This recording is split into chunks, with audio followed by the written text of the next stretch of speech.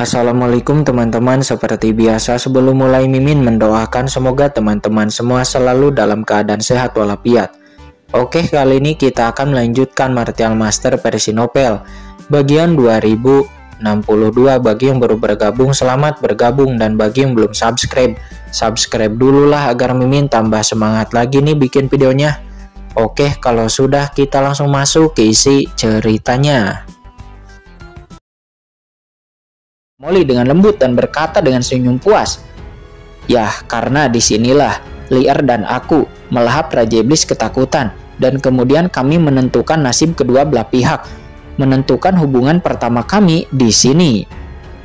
Mengatakan ini, Molly dan Cian saling memandang dengan penuh kasih sayang dengan kelembutan di sudut mulut mereka. Karena ini adalah tempat di mana aku pertama kali menjadi wanitanya Lier, dan juga tempat di mana aku selalu menginginkannya untuk kembali ke sini setelah kematianku. Di sini kami menggunakan langit sebagai tempat duduk dan bumi sebagai selimut. Kami benar-benar mengenali satu sama lain dan menjadi mitra seumur hidup. Jadi ini adalah tempat kelahiranku kembali, kata Raja Iblis Api Merah. Dia memandang ke atas, matanya berbinar dan penuh pesona menawan seperti sutra.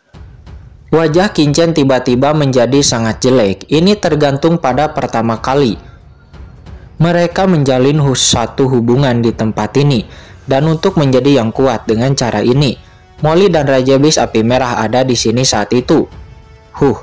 Kincen menahan rasa muntahnya, meraih tangan Chen Sisi dan yang lainnya dan berkata, "Ayo pergi, ayo cepat pergi," kata Kincen. Dia merasa mual ketika memikirkan saat Raja Iblis Api Merah masih menempati tubuh Kaisar Bela Diri Hongyan dan berlama-lama di sini bersama Molly.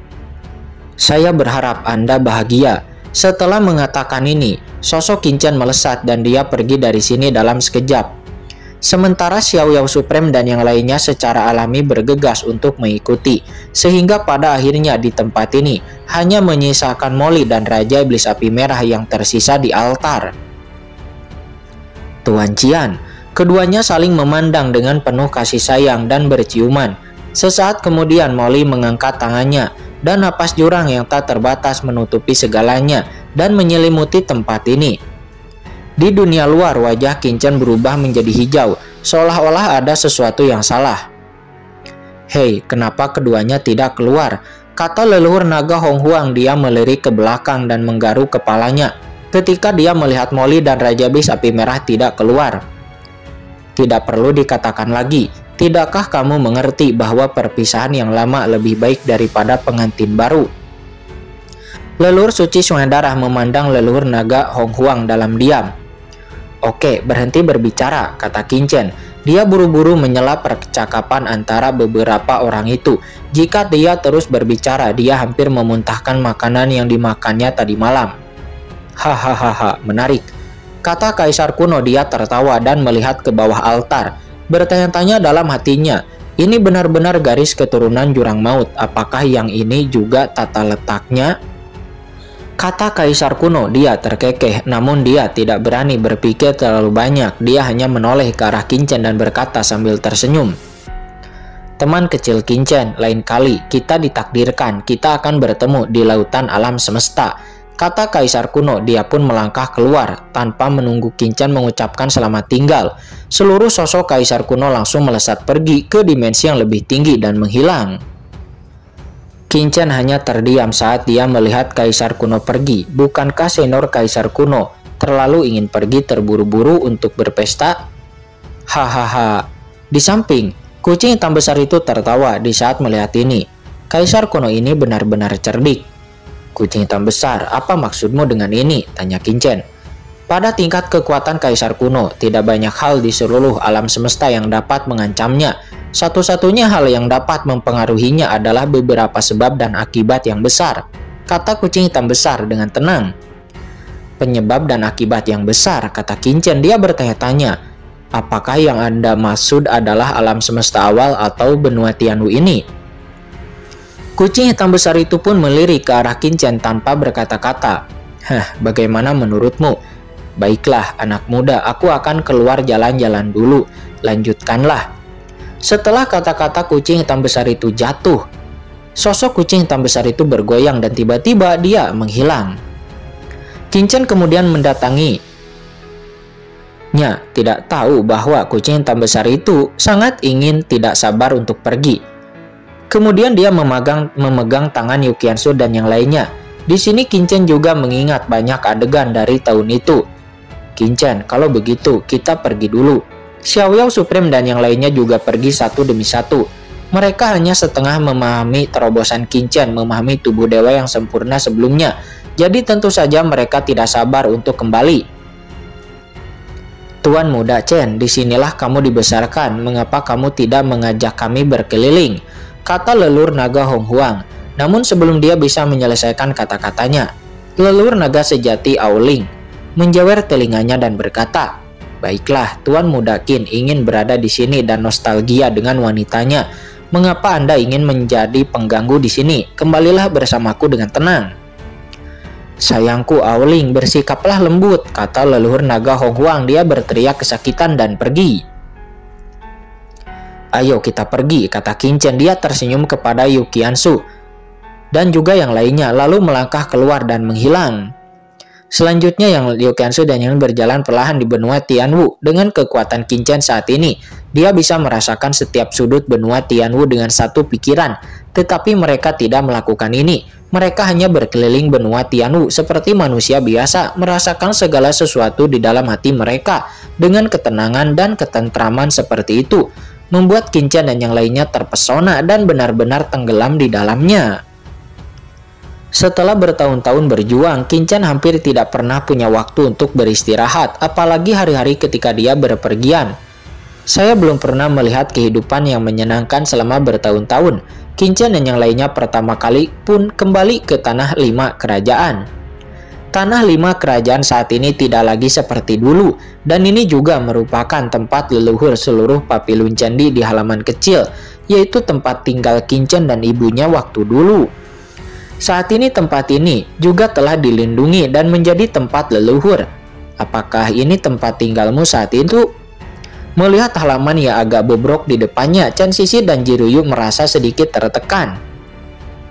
Qingchen tersenyum dan berkata, sebenarnya aku tinggal di rumah Pangeran Dingwu pada awalnya, namun belakangan pamanku selalu tidak menyukai ibuku dan aku. Jadi ibu dan aku pindah dan mencari orang di luar kota, lalu tinggal di halaman ini, kata Qingchen sambil berjalan ke halaman kecil. Melihat segala sesuatu yang sangat familiar, dia tidak bisa menahan senyum nostalgia. Ibu, gumam Qingchen, melihat ke belakang sekarang, mengingat saat ibunya hidup saat itu, dia mungkin telah melihat segalanya, dan dia adalah satu-satunya yang tidak tahu apapun, dan dirinya tidak tahu apa-apa. Sekarang dia mengingatnya lagi. Qingchen tidak bisa menahan senyum penuh arti. Pamanmu benar-benar bukan apa-apa. Chen Sisi meraih tangan Qingchen dengan sedikit kesusahan. Ngomong-ngomong, bagaimana kabar pamanku sekarang? Pamanmu sekarang, apakah dia sudah mati? Jika tidak, kami akan memberitahu dia konsekuensi menindas Chen kami, kata Jiruyu. Jiruyu dan Sangguan Wander juga berkata dengan marah. Dia sudah lama meninggoy, kata Qingchen. Dia berkata dengan tergesa-gesa. Waktu itu dia berencana menjebakku saat itu, tapi siapa yang tahu dia malah menembak kakinya sendiri lalu mati. Aku tidak bisa membalaskan dendammu, Chen. Tidak. Kata Jiruyu dengan menyesal, tidak apa-apa, bukankah Chen Sisi ada di sini? Sangguan Wander menyipitkan matanya dan berkata, aku tidak tahu apakah pamannya telah bereinkarnasi setelah kematiannya. Jika dia kembali ke dunia bawah, dia dapat membiarkan Nona Chen Sisi menemukannya di sungai kematian. Lalu temukan jiwa paman Chen itu, dan biarkan dia mati lagi. Mendengar itu keringat dingin muncul di dahi Qingchen. Astaga, bukankah menyinggung perasaan seorang wanita itu sangat buruk? Bahkan jika kamu mati, kamu akan ditarik keluar dan dicambuk. Oh, siapa kalian? Siapa yang menyuruhmu datang ke sini? Cepat keluar. Tahukah kamu di mana tempat ini? Pada saat ini sebuah suara mendesak terdengar, berjalan dengan sikap yang mengesankan, memegang kemoceng di tangannya dan berkata dengan tangan di pinggul. Wanita ini berusia awal 20-an. Dia nampak mengenakan rok bermotif bunga. Dia memiliki aura awet muda seperti seorang gadis dan nada suaranya sangat tajam. Setelah melihat wajah Chen Sisi dan yang lainnya, wanita itu tertegun sejenak. Ini adalah pertama kalinya dia melihat wanita secantik itu dalam hidupnya, dan begitu banyak dari mereka muncul secara sekaligus. Jika Chen Sisi dan yang lainnya tidak menahan aura mereka, orang biasa seperti ini akan ketakutan melihat mereka, dan jiwa akan diambil dalam sekejap. "Oh, di mana tempat ini?" kata Qin Chen sambil tersenyum. Wanita itu pun langsung sadar kembali dan bersenandung. "Ini adalah penguasa Papilun Cendi. Tempatnya penguasa dunia saat ini. Ini bekas kediaman Tuan Qin Chen. Dan begitu juga Anda, aku tidak tahu kelompok pengunjung dari perguruan tinggi mana yang sedang berlarian di sini. Untunglah kamu bertemu denganku. Jika pramugara melihatmu, dia pasti akan menendangmu dengan tidak baik," kata wanita itu. Dia mengkritik, tapi dia sudah terpana dengan penampilan Chen Sisi dan yang lainnya, jadi suaranya jauh lebih lemah. "Oh, apakah ada banyak siswa dari akademi yang datang untuk berkunjung?" kata Qin Chen. Dia penasaran. "Yah, itu wajar," wanita itu berkata dengan bangga. "Karena ini adalah bekas kediaman Tuan Qin Chen. Saya tidak tahu berapa banyak siswa yang akan datang berkunjung setiap tahun ke sini. Bahkan kampus utama Akademi Tianxing, Akademi Wuyu akan menghadirkan siswa baru setiap tahun datang ke sini untuk berkunjung dan memberi penghormatan. Selain itu, akademi-akademi lain di Wuyu dan 4 wilayah akan sering mengirim siswanya untuk belajar dari semangat kerja keras guru Qin Chen." Mendengar itu, Chen Sisi dan yang lainnya tidak dapat melakukannya, tidak dapat menyembunyikan senyum mereka ketika mendengar ini. Kampus utama akademi sehingga menjadi penasaran, apakah Anda berbicara tentang Akademi Tianxing di Kerajaan Daqi? Omong kosong, akademi lain mana di benua Tianwu yang berani menyebut Akademi Tianxing? Akademi Tianxing adalah tempat di mana Tuan Qin Chen belajar. Sekarang itu menjadi akademi paling kuat di benua Tianwu kita. Setiap tahun pada hari pembukaan kediaman Tuan Qin Chen, akademi utama akan membawa orang-orang beribadah ke sini. Para jenius dari akademi utama masing-masing. Dia memiliki bakat luar biasa dan terbang melarikan diri dari bumi, dan dia memiliki harapan untuk bisa naik ke surga di masa depan, kata wanita itu. Wanita itu menunjukkan ekspresi iri. "Tujuanku adalah bergabung dengan kampus utama dari Akademi Tianxing suatu hari nanti dan menjadi murid akademi utama, mengikuti jejak guru Qin Chen dan melihat pemandangan antara langit dan bumi. Kalian jangan meremehkanku, aku juga sudah menjadi Martial King tingkat 6. Jika Anda berhasil menerobos ranah Martial King tingkat ke-7 sebelum usia 10 tahun, maka Anda dapat berharap untuk dapat masuk ke tempat di Akademi Utama Akademi Tianxing." Berbicara tentang ini, wanita itu nampak ada sedikit kekecewaan di wajahnya. "Tetapi aku mendengar bahwa tempat di Akademi Utama sangat langka dan hampir 100% orang mengakuinya. Saya bisa terbang ke surga jadi orang yang mendaftar seperti ikan yang menyeberangi sungai yang besar, dan saya tidak tahu apakah masih ada harapan bagiku." Mendengar itu, Qin Chen dan Yu Qiansu terkejut di saat mendengar kata-kata gadis itu. Martial King tingkat 6 berusia 18 tahun, mungkin itu adalah jenius terbaik di seluruh benua Tianwu pada masa itu. Namun tanpa diduga saat ini, hanya mereka yang berhasil menerobos ranah Martial King sebelum usia 20 tahun yang memenuhi syarat untuk bergabung dengan Akademi Tianxing ini. Apakah semua pejuang masa kini seperti ini? "Oke, aku tidak akan memberitahu Anda lagi. Aku harus membersihkan tempat ini di sini. Jika tidak, manajer akan memarahiku ketika dia melihatku bermalas-malasan. Dan saudari, Anda tidak akan tahu kesempatan untuk membersihkan bekas kediaman Tuan Qin Chen itu adalah sesuatu yang aku perjuangkan dengan susah payah. Dikatakan bahwa jika aku memiliki peluang ini, aku akan memiliki peluang lebih besar untuk dapat diterima ketika aku mendaftar ke Akademi Tianxing di masa depan." "Qin Chen, apakah semua gadis muda di benua Tianwu hari ini begitu pandai mengambil jalan pintas?" kata Chen Sisi bertanya dengan rasa ingin tahu, karena ini adalah bekas kediaman Tuan Qin Chen dengan reputasi Qin Chen di benua Tianwu. Patung dan potretnya seharusnya akan ada di mana-mana, akan tetapi wanita di depannya ini, dia sebenarnya tidak mengenali Qin Chen. "Tentu saja aku mengenalinya," gadis itu berkata dengan ekspresi kerinduan di wajahnya. "Saudari, kamu tidak tahu bahwa Tuan Qin Chen adalah kekasih impian banyak gadis kita. Jika saya bisa menjadi Tuan Qin Chen seekor monyet, saya bahkan rela mati. Ngomong-ngomong, para saudari, Anda juga harus menjadi penggemar Tuan Qin Chen, kan?" kata gadis itu.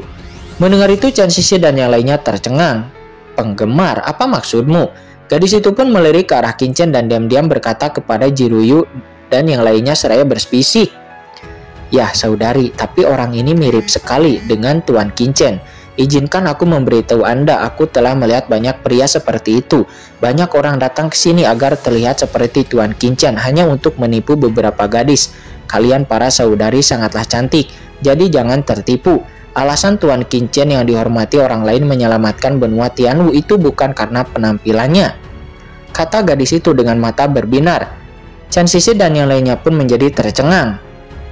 Oke, aku tidak akan memberitahumu lagi.